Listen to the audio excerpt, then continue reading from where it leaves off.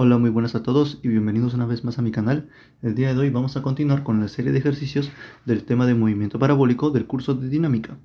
En este caso, vamos a resolver el problema 11.112 del libro de dinámica de Bill Johnson de la 9ª edición, el cual nos muestra, ¿no?, un escenario de hockey donde un jugador golpea el disco, ¿no?, que está representada por una esfera roja desde una posición A, y esta sale disparada con una velocidad inicial de 105 millas por hora, pero dado que en el gráfico todas las distancias están en pies, podemos convertir esta velocidad a pies por segundo. Para eso recordemos que una milla es igual a 5280 pies y una hora es igual a 3600 segundos. Por lo tanto, basta con multiplicar este valor simplemente por 22 quinceavos.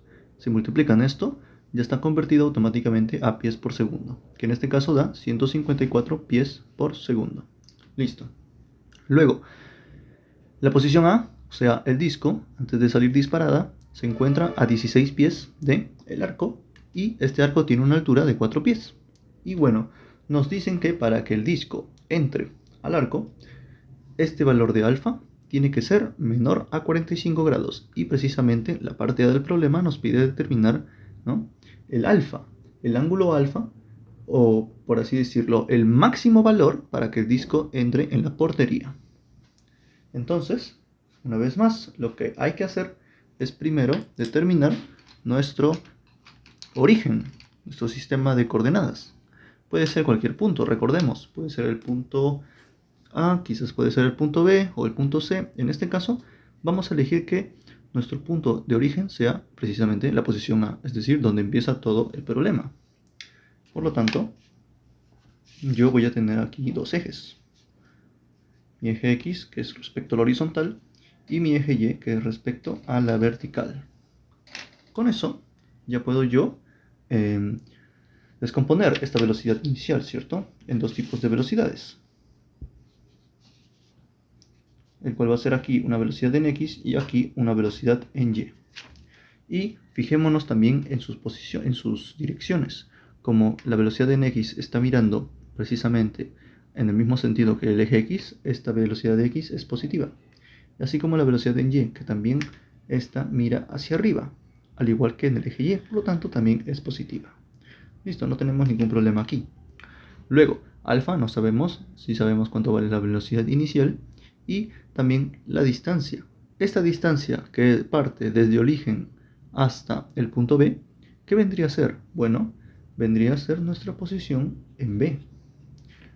Por otro lado, como el punto A es mi origen, quiere decir que mi posición en A va a ser igual a 0. Así como también la posición de A en el eje Y también es igual a 0. Mientras que para B también sería 0, ya que está en el mismo eje de X. Por lo tanto, Y de B también es igual a 0. Listo. Bueno, y el segundo paso, recordemos que era trabajar independientemente cada eje, cada movimiento en el eje. Por lo tanto, vamos a comenzar con lo que sería el movimiento en el eje X, que es MRU, el cual recordemos que tiene esta fórmula. La posición final del disco, en este caso, va a ser igual a la posición inicial más la velocidad inicial, pero en X por el tiempo. ¿Qué tiempo? Bueno, el tiempo de vuelo que le toma de A hasta llegar a la portería. Listo. Entonces, nosotros sabemos que tenemos esto. La posición final va a ser la posición, bueno, puede ser tanto en C como en B, porque después de todo están en el mismo eje, ¿no? Están en el mismo punto.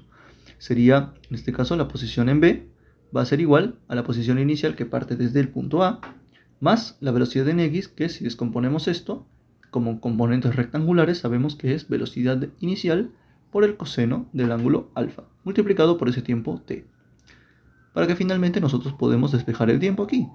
De esta manera, xb menos xa sería una delta, ¿cierto? Esto se reemplaza como un delta de x de b hasta a, de a b, sobre velocidad inicial coseno de alfa. Y aquí simplemente podemos reemplazar los valores, ¿cierto? Esta variación de posiciones no es más que x de b, que sabemos que es 16 pies, menos x de a, que es 0. Por lo tanto, sería 16. Y la velocidad inicial ya sabemos que es de 154 pies por segundo. por el coseno de alfa, que vendría a ser nuestra incógnita. Listo, no tenemos nada más que hacer aquí, así que comencemos a trabajar con el otro eje. Entonces, el otro eje es el eje Y, donde presenta un MRV, es decir, un movimiento uniformemente variado, porque existe una aceleración, que en este caso, recordemos que de los vídeos pasados, hemos deducido que la aceleración aquí es la de la gravedad. Y nosotros sabemos que la de la gravedad siempre va a ser negativo, ya que tiene una dirección contraria, ¿no?, a la de mi eje Y. Y en este caso, ya que estamos trabajando con un sistema inglés, va a ser igual a menos 32,2 pies por segundo. Listo. Entonces, ¿qué fórmula utilizamos? Bueno, como no nos interesa saber la velocidad del disco al final, es decir, en la portería, y tenemos de dato las posiciones, podemos elegir la segunda ecuación, que es esta. La posición, por así decirlo, la posición final del disco, que va a ser la posición en el punto C, va a ser igual a la posición inicial, que es el punto A, más la velocidad inicial en Y, que sabemos que es velocidad inicial por el seno de alfa, multiplicado por ese tiempo t. Aquí la aceleración es negativa, por lo tanto quedaría menos g por t al cuadrado dividido entre 2. Aquí lo siguiente a hacer es reemplazar los datos, ¿cierto? Tenemos que la posición en C va a ser igual a ¿cuánto? Va a ser igual a 4 pies, porque es precisamente la altura del arco, ¿cierto? Entonces sería 4 pies. La posición en A, sabemos que, como ya había dicho, como el punto A es mi origen, tanto la posición en X como la posición en Y va a ser igual a 0. Por lo tanto, esto se asume que es 0, para mi caso. Luego seguiría esto, la velocidad inicial, que es 154 por el seno de alfa, multiplicado por el tiempo, que ahora vamos a reemplazarlo con lo que ya tenemos de dato, que sería 16 sobre 154 coseno de alfa, menos la gravedad, que sería 32,2, dividido entre 2, multiplicado por ese tiempo al cuadrado. Listo, de acá podemos obtener que 154 con 154 se van, y el seno sobre el coseno del mismo ángulo me da la tangente, ¿cierto? La tangente de ese respectivo ángulo. Por lo tanto, si resolvemos todo esto, quedaría 4 igual a 16 por la tangente de alfa menos 0.154 multiplicado por 1 sobre el coseno cuadrado de alfa. ¿Por qué lo he separado? Bueno, porque ahora recordemos que 1 sobre el coseno al cuadrado de alfa es igual a la secante de alfa, ¿no? Nosotros recordemos que la secante de alfa va a ser igual a 1 sobre el coseno de alfa.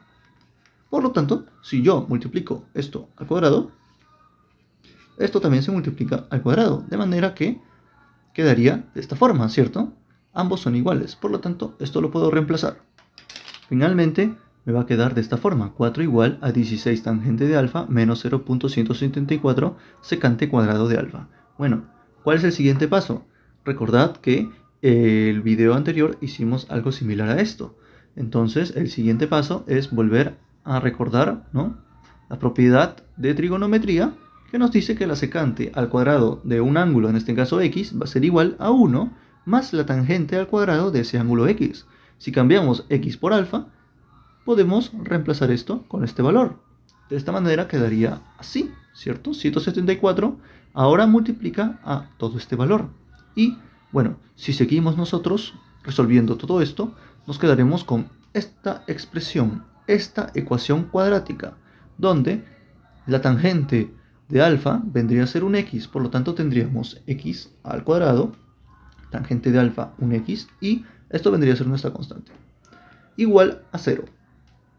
Por lo tanto tenemos una ecuación cuadrática, y nosotros sabemos cómo resolver todo esto, ¿cierto? Por esta fórmula, donde esta variable, en este caso tangente de alfa, que lo he llamado un x, va a ser igual a menos b más menos, ¿no?, raíz cuadrada de b al cuadrado menos 4 veces ac sobre 2 veces a.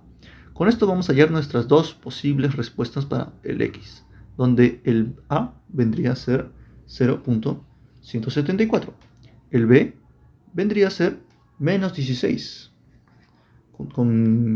contando con el signo negativo, y finalmente c vendría a ser 4.174. Listo.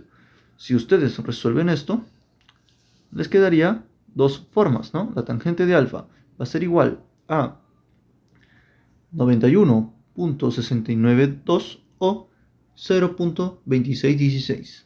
De esta manera, si ustedes resuelven esto por el arco tangente, les quedaría dos posibles respuestas para el alfa, 89.374 o 14.66 grados. ¿Cuál elegimos? Bueno, las dos pueden ser respuestas. Sin embargo, recordemos el dato inicial del problema. Hallar el valor máximo del ángulo alfa que sea menor de 45 grados. Ya. Entonces, este ángulo, 89 grados, es mayor a 45, por lo tanto no se podría contar. Por lo que solamente quedaría esta expresión, de tal forma que el ángulo máximo para ese alfa va a ser igual a 14.66 grados. Listo, ya terminamos la parte A del problema. Y ahora vamos con la parte B del problema, la cual nos pide hallar el tiempo correspondiente para ese ángulo, ¿no? Ese ángulo máximo, es decir, para 14.66. Bueno, si nosotros recordamos lo que habíamos evaluado en el eje X, recordamos que esto nos había salido del tiempo. El tiempo es igual a la delta, ¿no? La variación de las posiciones de A hacia B, sobre la velocidad inicial por el coseno del ángulo alfa. Aquí solamente hay que cambiar, hay que reemplazar los datos por sus respectivos valores. En este caso, la variación de posición nos había salido 16, la velocidad inicial es 154 y finalmente alfa vendría a ser 14.66. Si resuelven esto, les va a salir el tiempo, ¿no? Para cierto ángulo, que va a ser de 0.1074 segundos. Y esa sería la respuesta para la parte B de este problema. Y con esto lo hemos acabado. Bien, espero que les haya gustado el video, ¿no? Que lo hayan podido comprender. Dejen su like y nos vemos en el siguiente video. Hasta luego.